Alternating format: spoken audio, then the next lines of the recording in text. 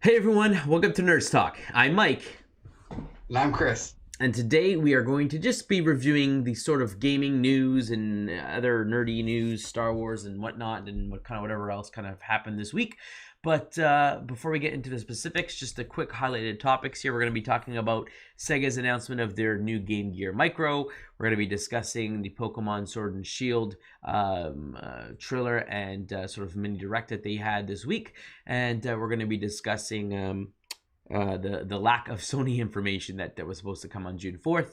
But before we get into that, we want to just do our quick housekeeping. So here at Nerds Talk, we try to create a community that is great for all family members, and ultimately we would like your support. So for no cost at all, you can support us by subscribing to our channel, liking our video, and of course leaving a comment below where we can interact with you. If you'd like to submit topics for future content and shows, you can definitely do that at nerdstalkinfo@gmail.com. And with that, we'll get right into the news. So, Chris, do you want to start off with the Pokemon stuff? Sure. So lots of announcements coming out of Pokemon. Yes. So let's start off with something with Pokemon Home. So if you transfer one Pokemon from Pokemon Home to the Sword or Shield game, you are able to go onto the Pokemon Home app and unlock the Grookey, Scorbunny, and Sobble Pokemon with hidden abilities. So each Ooh. one will have a hidden ability that you can only get through this promotion. And I believe what will happen is once the expansion comes out, this is what will allow them to Gmax. This special ability, this hidden ability, I believe will allow them to have that Gmax form now that they will be introducing. So in the past, it was only, I think there's 22 right now that are available, such as Charizard and so on. But so these three new ones that they have announced. So that's pretty exciting as well. So this is three. Um, So they're going to give you all three starters. It's only these new yeah. starters that have the move. It doesn't upgrade your existing one with this move, right? Correct. So these will be three new starter Pokemon that they give you, Okay. and only these three will have the hidden ability in them. So it's pretty exciting. So Awesome. leading up to their Isle of Armor expansion, which has received an official date now, June 17th is the release date. So week by week, starting May 22nd, they're also releasing through the mystery gift special Pokemon with hidden abilities. Mm. So May 22nd for the week is a Galarian Mr. Mime with the hidden ability Ice Body. And then May 29th for the week is Galarian Ponyta with the hidden ability Anticipation. June 5th, which is right now. So this week you can get the Galarian Corsola with the hidden ability Curse Body. And then next week, June 12th, you'll be able to get the Galarian Meowth with a hidden ability Unnerve. So with those Pokemon, you get the hidden abilities, plus they give you some, potions, balls, upgradable items. So it's some giveaways that they're doing to lead up to their Isle of Armor expansion. Okay. So the June 12th will bring pretty much to the June 17th week, and then you'll get the new DLC that comes out there. So they're really trying to, keep people interested in the game, giving special Pokemon with hidden abilities that, will help in the DLC and onward from there. Okay. Cool. So now with the DLC, as I mentioned earlier, is June 17th is the release date. So the trailer showed a new Galarian Slowbro, which I thought was pretty cool. It is a poison and psychic type, so it has the shelter attached to his arm. He looks a lot meaner than normal Slowbros, which are kind of droopy looking Yes. and Very goofy. Jewy. Yeah, this one looks a bit tougher and meaner. Maybe the poison and being bitten in the hand, but it looks like he can shoot from his arm like either poison dart or poison gas, and it will poison the opponent. And so he has poison and psychic move types, which Wow. is interesting. And then for the next DLC, it will be Slow King the Galarian Slow King that they release, but they haven't released any artwork for that 100%. They kind of in the first trailer they had a picture of him, but they crossed him out on purpose with a marker. Yep. So they're trying to keep people guessing, seeing which part of the body the shelter will be on this time. Awesome. So that wasn't the only Pokemon they kind of introduced. They introduced the Gmax forms of Venusaur and Blastoise as well. So starting June 17th, when the DLC launches, you'll be able to have those 2 extra Pokemon in your GMAX roster. So they already had Charizard, so they're just adding the other 3 original starters. And so I'm really looking forward to that because Blastoise has always been one of my favorites, and he looks really nasty with that GMAX form. Canon. It's very exciting there. Yeah. Other than that, they just kind of go into the new legendary Pokemon Urshifu, and then there's 2 um, evolved forms. You can choose a fighting type or dark type and a water type for his evolution. So there's 2 different towers that you can go into to evolve that. So that was exciting to see some of the moves for them. And then they also showcase the G Max forms of them as well. So they'll each be able to G Max in the game. So lots of nice little hints, and they touched on in this trailer to pump up the official release date and some introduction to some Pokemon, but they touched on the next DLC, which I think is fall release, the second part, Crown Tundra, or the Crown Tundra. So there'll be a couple of new Reggie type Pokemon that they have created. So there'll be 2 more Reggie. So they have Reggie Rock, Reggie Steel, and all those. There'll be 2 new type of Reggie legendaries introduced in the next DLC that's coming out in the fall. So I'm excited to see that. And then they have Galarian forms of the 3 birds, Zapdos, Articuno, and Moltres. So lots going on in the Pokemon world, and it's coming really soon next week. So it's very exciting. Yeah, and I've been really into the game, so it's the expansion doesn't come out until the 17th, you said? Yeah, so June 17th they'll be released, the first part of the expansion. But the events start. The second part of the and then the second part of the expansion will take place in fall 2020. Awesome. So yeah, very exciting. And also to lead up to this release date, they've released pretty much all the GMAX special forms in the game right now. So you can go get the Snorlax, Lapras, all those cool looking Gigantamax forms right now in the game. So if you're, like myself, Snorlax was only released at the beginning of the game, and I didn't get into the game right away. I had pre-ordered it, but I never ended up having time to actually get into it until now. So it was a good chance for me to get back and catch the guys that were limited release and get those. So it was I've been enjoying it. That's been my game that I've been playing lately. I was going to ask you, so with the craziness that's kind of going on in the world right now, a lot of us gamers have a lot more time to kind of get through a backlog and catch up on gaming and stuff like that. And so I was going to say, you've officially beaten the game, obviously, and you're now kind of in end game stuff, trying to collect all the last special characters and things like that at this point, right? That's right, yeah. So I've been really following the events. I was able to pass the game, get the legendary dog for it. I have swords, so I got the sword version of the legendary dogs. And then, so now I've just been playing, the wild areas, doing max raid battles. So those are a lot of fun as well. And then just trying to get every form of the Gmax. And they also had special events leading up to that. So they had a Pikachu with the special surf ability and for the Gmax, and this was the first time it was shiny unlocked. Before it was shiny locked. Yeah. So they unlocked that, so you were able to get a shiny form of that, which I was lucky enough to get. And then they did Eevee with a special ability, a hidden ability Gmax, and then they also did Meowth, which were all limited editions and all able to be shiny. So I was able to get a shiny of each one of those. So it's perfect. Fun to play. Perfect. Yeah. So I was going to ask you in regards to the expansion. Is that something that now that you've beaten the game, you've sat down, you've kind of gotten into it? Is it something that you think you want to get? Oh yeah. So I've already been a sucker and pre-ordered it. Okay. So as soon as it launches, I'll be playing it on the 17th and seeing what it's all about. Because now I'm being at the end game and just doing these special events.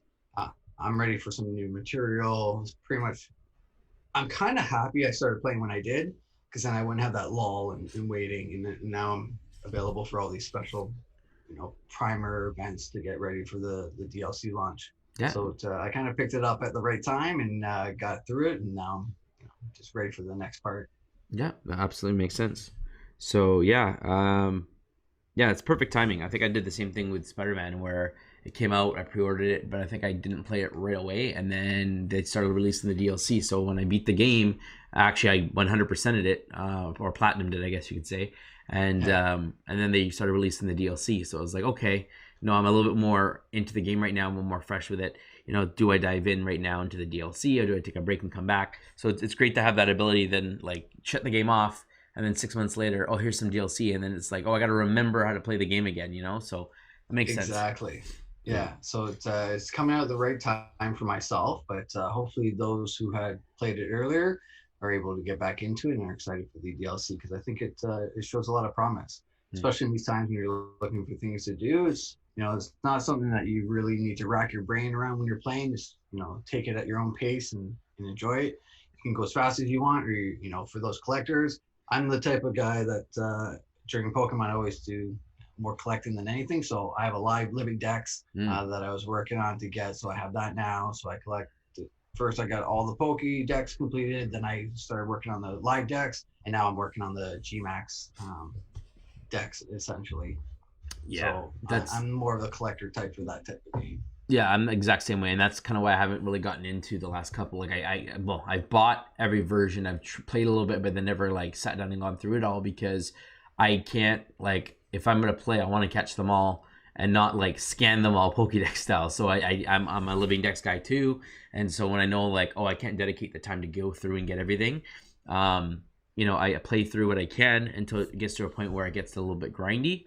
And then it's like, okay, am I hooked enough that I'm going to keep going, or am I just going to take a break from it? And unfortunately, the last couple games it's been the case where I just take a break from it. And I think Pokemon Sun was the last one that I played, and in that version, I got past the first gym leader, and then it was on to the second, or the first island. I can't remember what they call it, Kahuna, whatever it was, because they changed it up. Yeah, you're so facing all the Kahuna. Yeah. So I beat the first one, and then it was on to the second one, and then that's it. Like I didn't go any further, which normally I get way further into the game. At least up to where you get the legendary in most of the games, right?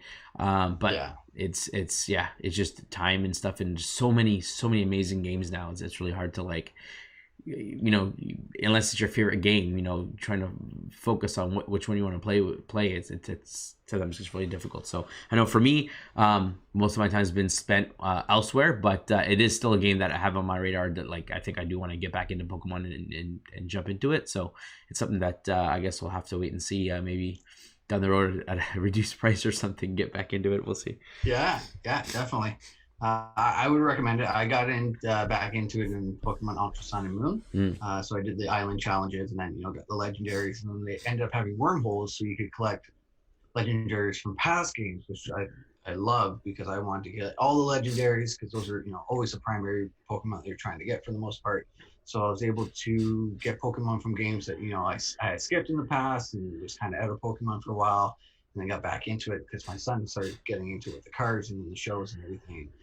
He drew me back into it, so it's something that we shared together. He was able to play Ultra Sun and Moon as well, and he's been playing Sword as well and enjoying it. And now my daughter actually is playing Sword as well, so they were playing together. So it's really nice, and it's easy to play, right? You don't really need the hand-eye coordination or anything like that. Once you get used to it, the hardest part is just reading all the dialogue, right? So we help them out with that, but it's good practice for their schooling and reading as well. So it works out well. That it's not just someone just voicing all the lines to you, so you're not really using your brain. But yeah, it's good. Oh, I completely agree. Okay, so moving on to the next piece of news. So Sony was supposed to have a big event revealing a bunch of their upcoming games for the PS5 on June 4th, but that was delayed. Not canceled, but delayed, and that was just because of the craziness, again, that we're kind of going through the world right now. Black Voices Matter, and they just felt, I think their statement was, we feel there are more important voices to be heard at this point in time, so we're delay it. And kind of come back and celebrate, playing games at another time. Now, they haven't stated what date they're coming back. A lot of other companies have followed suit. EA, Play Live, I think it was Guerrilla Games Collective, and a bunch of other ones were delayed, but they have dates. A lot of them were just delayed about a week. So those were supposed to start this weekend and early next week are now be starting June 12th. around there. June 12th, 13th, 14th is when a lot of these presentations will kind of be pushed to. So Sony will hopefully be sometime after that, but we'll have to wait and see. We haven't really So did sorry, any. I'm just going to jump in. Yep. With Ghostbusters, who's a part of Sony as well. They usually have their Ghostbusters Day celebration June 8th. They've also pushed that back without releasing an actual date. It says to be determined, but being a part of Sony, they follow suit and push that celebration forward, stating the same reasons. More important things are going on right now, and once things settle, then they will celebrate with all their fan bases together. So yeah. Absolutely, and I think a lot of companies are doing it right now. Yeah, that's the right thing to do. I mean, with everything that's kind of going on, it makes sense for that. I mean, that's more important right now than 100%. video games and stuff, and so that's what they want to focus on, and I think that's the right thing to do. Obviously at the behest of all of us gamers who are like, oh, but during all this downtrodden and all this, we need something to be happy about, something to be excited for, but that will be available in a week or two. It's not a big deal. Let's focus on what's important right now, and I think that's the right thing to do. So that's it. So we were gonna do a video this week on that, but that'll be obviously delayed for when they host that. But then Sega, on the flip side, did the opposite and said we're gonna come up with some news, and we speculated on our last video that it could be some sort of portable device. I was like, it could be a portable device because if they're gonna compete, they're gonna compete with the Switch. And it turned out that they brought back the Game Gear, or what they're calling the Game Gear Micro.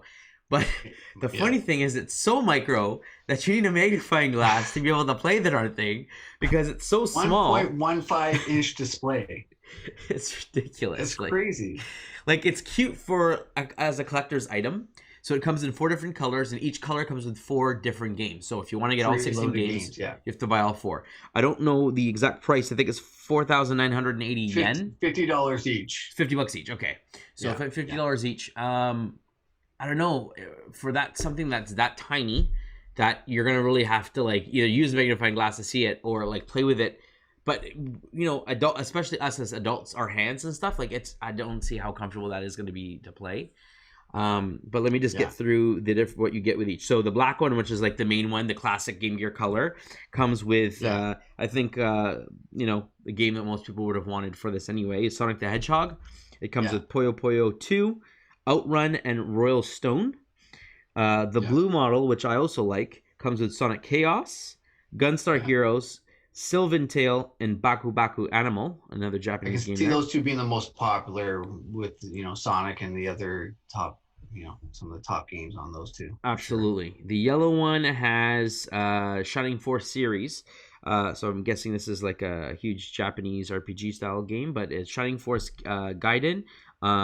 They have Shining Force The Sword of Haija and Shining Force Gaiden Final Conflict, as well as a Nazopoyo Aruru Noru. I can't pronounce that stuff, but some RPG style games there. Yeah. And then the red version has Revelations, the Demon Slayer, Megami Tensei Gaiden, Last Bible Special, the GG Shinobi, and Columns are basically the ones that come on the red system there.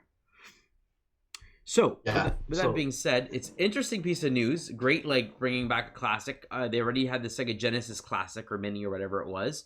It came out with some games, and so now they're like, we're going to release our Game Gear ahead of Nintendo releasing a Game Boy Classic or a Game Boy Advance Classic or even an N64 Classic, which everyone's been clamoring for. Oh, yeah. So that thing will sell out so quickly. Oh, man. 4 players, 4 controllers, and away you go. So, Sega came out and says, we're dropping our Game Gear, and now you can take Sonic on the go. Not that you couldn't do it before, especially since he's on the phones and stuff, but it's just visually it looks amazing. It looks like a Game Gear. I mean, that's the whole point of it, but it's just so laughably small that I don't have an interest in getting it. I don't I don't know.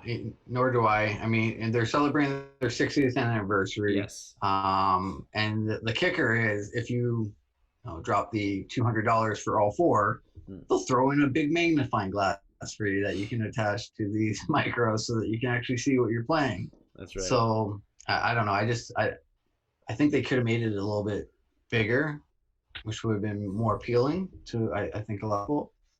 I'm sure there'll be some collectors and those that really love Sega that will get this, but it doesn't quite catch my. Maybe if they had like an all Sonic, they would never do it because that would be the only one that really sold the most. Exactly. So That's they're what I trying to thought. spread it out. I thought each one would come with a Sonic game, Sonic 1, Sonic 2. But then I was like, wait, this is Game Gear. So it's not going to have the Sega Genesis games. It's going to have the Game Gear games, which is why they have Game Gear those. versions.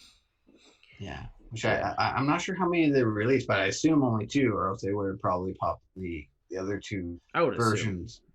Yeah.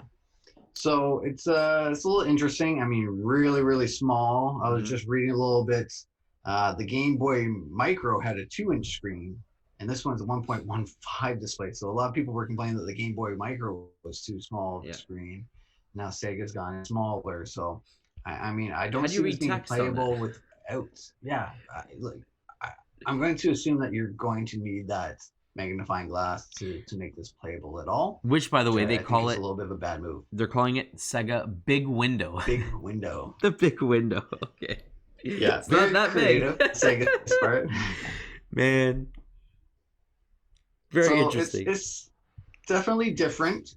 So they're going, I guess, against Switch a little bit, but yeah, they're just trying to get some nostalgia out there and see if it will catch. So Yeah. be interesting to see what their sales are at the end of the day. But yeah, so this is how they're going to celebrate their 60th anniversary, I guess. Yeah, So absolutely. Was there any other big gaming news that struck out to you? I know there's lots of like game announcements and game releases, and we're not going to go through a list of every single game that was released because there's tons that are get released on the Switch every week. But just anything like this that stood out that was like big news that everyone's talking about. Is there anything else that comes to mind for you, or is that pretty much it? nothing really comes to mind. A lot of things that are popping up are all about the a little bit about Game Gear. I haven't heard too much clamor about it, but mostly Yeah. about Pokemon and people talking about that, trying to hype it up and get excited. Yep. That it's pretty much the biggest thing coming. I mean, Animal Crossing was really big and maybe having a slower point now, so might be a good time for Nintendo to have this DLC drop for them. That's Get some right. more So sales. So speaking of Animal Crossing, this wasn't anything that was huge news, but as part of their update last month, beginning of April, they had updates where they added, an art exhibit to the museum and a few new characters and things like that. Well, they part of that was what they call the wedding season or wedding event, which is basically the month of June. Is apparently the month of weddings. So they have this event where you can go and take pictures for a famous couple that's been in the series for a while now, and you basically arrange the photo shoot and set up different wedding style venues, and you take pictures, and then you get rewarded with these heart crystals that you can use to exchange for limited edition wedding themed furniture that you can use on your island. So you basically, I think the calculation was made, you need like 376 hearts to buy every single piece, and it runs from June 1st till June 30th basically, and the maximum amount of gems you can earn each day is 11, except on the 7th of June, I believe, after the first week you can then earn a total of 15 per day. So I think if you maxed out every day, at the end you'd have 400 and change, so you could basically get everything, but you literally need to play almost every day. Every day. Yeah, it doesn't take long. It's literally like I've gone in so far every day and just did something really quick. It takes about 5 minutes, maybe 7 minutes if you really want to like make the perfect picture and get everything lined up. But it's basically a grind fest, right? Let's do this again and again and again and again just to get enough crystals so you can buy all the furniture, which, the thing that sucks is you can only buy, if you want to buy every single piece of furniture, you're only buying one version of each furniture. So for example, they have a wedding bench, like the pews in a church. It's all decorated for a wedding. It comes in 3 different colors, right? It's a white and pink. There's a yellowish and green style and a brown and something style. So you can get all 3 of those. But and again, that 370 change crystals to buy them all is to get 1 of each. So if you want to set this up on your island and you want to have, let's say, a row of pews and you want 6 of them, then you can't buy multiples after you've unlocked them. You have to literally buy them from him during this event. So you have to decide, I'm going to go all in and buy just the pieces I want to create what I want to do on my island. Or if you're just trying to get 1 of everything, again, collecting style, then you forego the ability to make something visually effective or nice on your island because you're limited to just one of each item. So I thought that Yeah. was silly that you can't unlock each item and then go order more via the online catalog in game. But I guess that's Yeah. the incentive for you to come back next year in June to collect them again. And for those who enjoy that kind of thing, I don't think I'm gonna log in every single day to get every single piece, but I'll do it for the next little while and collect what I can collect. It's literally funny. I'm throwing everything inside a storage bin at this point in the off chance that my wife decides that she wants to play the game. It's like, look at all the stuff that I have saved for you. You can now go decorate your house because I have no point. I don't have no need for it. But that's what they get you. Yeah. Now there is a mobile game that we were just introduced to. I don't know if you want to bring that up, but the Star Wars Battle, the Lego Yes, Star Wars mobile game that absolutely. they just released, but only in a certain region right now. They're doing a tester kind of phase, right? Yeah, soft launch. So basically, Yeah. a lot of mobile games do this. Star Wars Galaxy of Heroes launched softly, I think it was, in Canada and US. I think it was in September, but didn't launch officially until December of that same year. And I got it obviously as early as possible. I know Pokemon Go launched in Australia and I think the US before it launched in Canada or something like that. And there are other games that they launch in certain test markets to kind of test it out, work out any bugs with a smaller audience to test the servers and whatnot, gain a little bit of money, and then kind of expand and kind of release it after that point in time.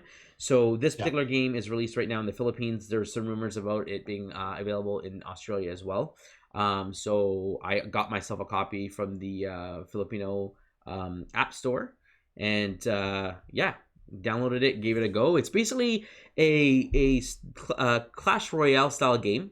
Where you're basically you're playing vertically, you're going across the field, and you basically got to destroy their tower before they destroy your tower, and you send units down the field. Very very same as Clash Royale, but it's all been Yeah. done in Lego Star Wars style. So Traveler's Tales is part on the game. It is all full Lego Star Wars, so it's very cutesy. You collect studs. The characters do the same thing.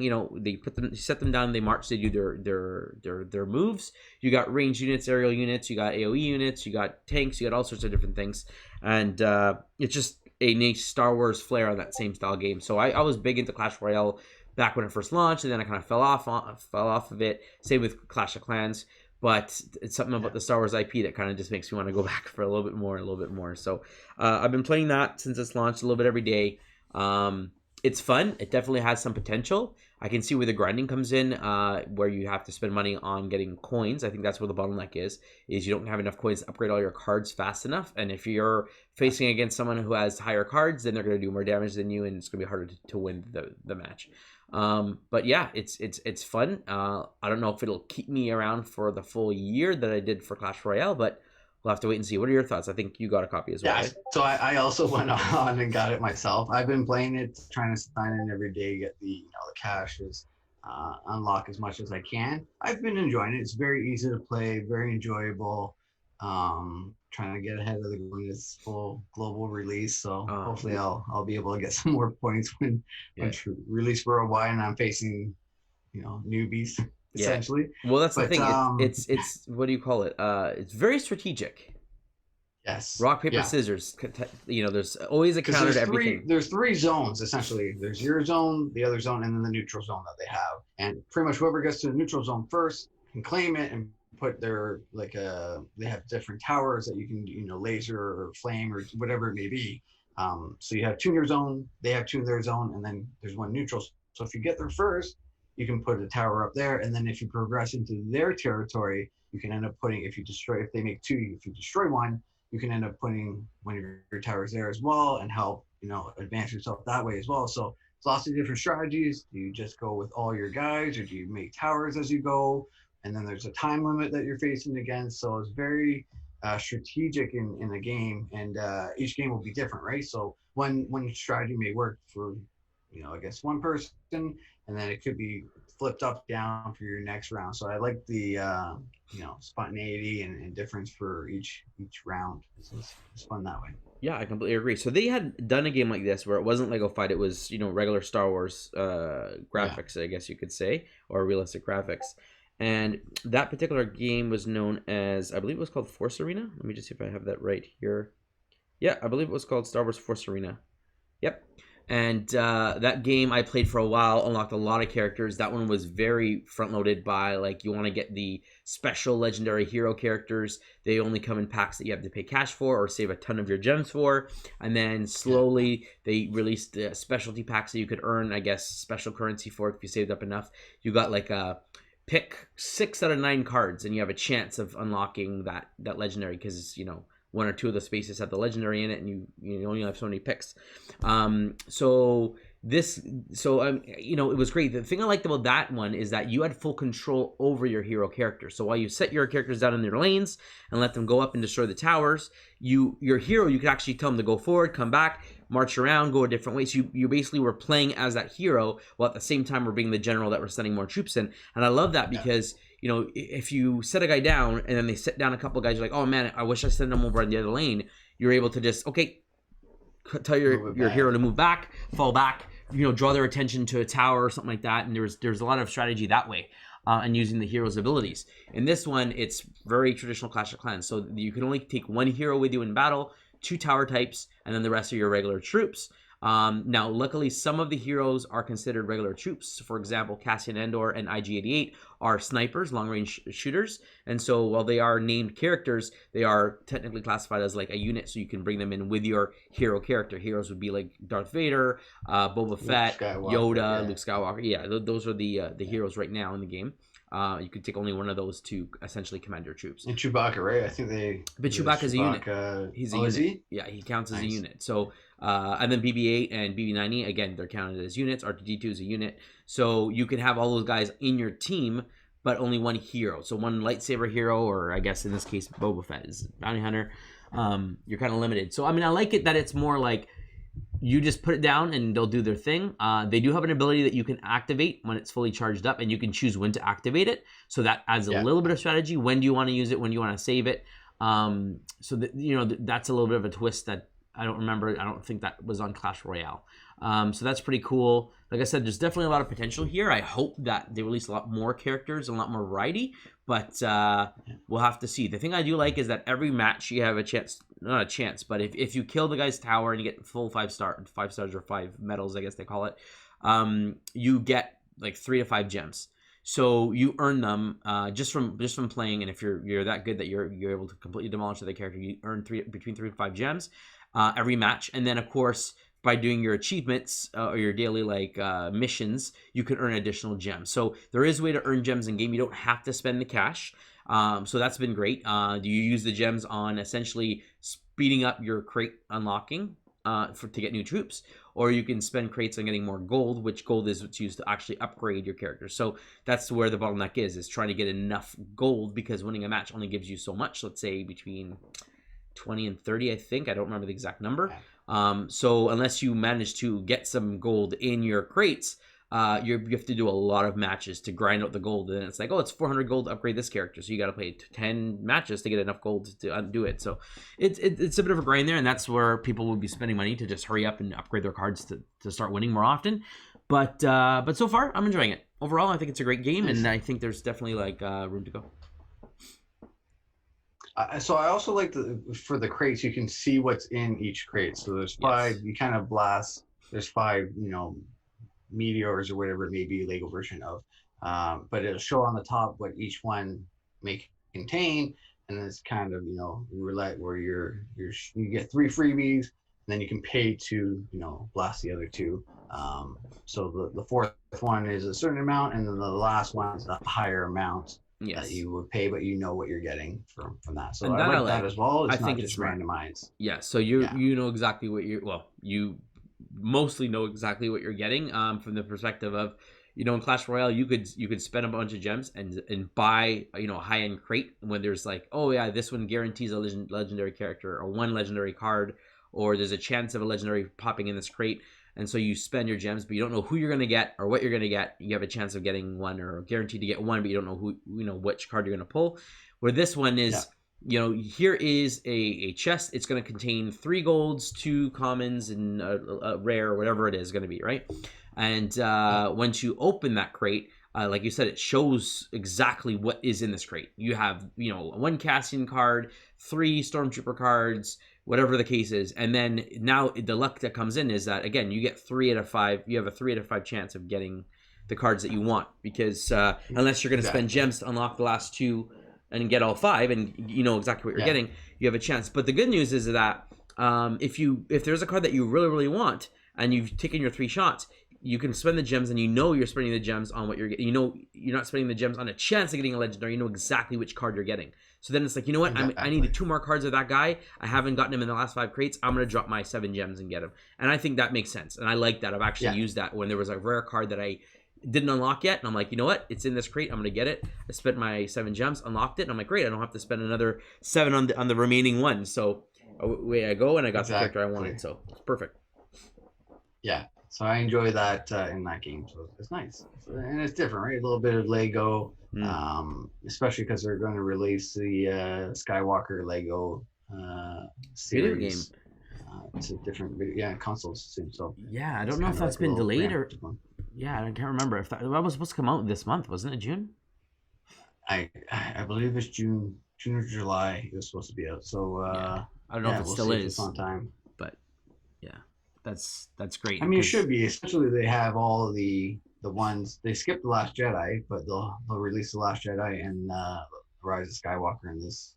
That's right. This is the definitive. This is the definitive version. So, and it's funny because they had when they released the Force Awakens game, they did have a few extra missions that they added in via the DLC, like a mission that explains how 3PO got his red arm and things like that. So you got some backstory. So I'm like, oh, that's pretty cool. And that was only available in the DLC. So now I'm assuming with this game you're gonna get all that stuff plus more. I would hope so.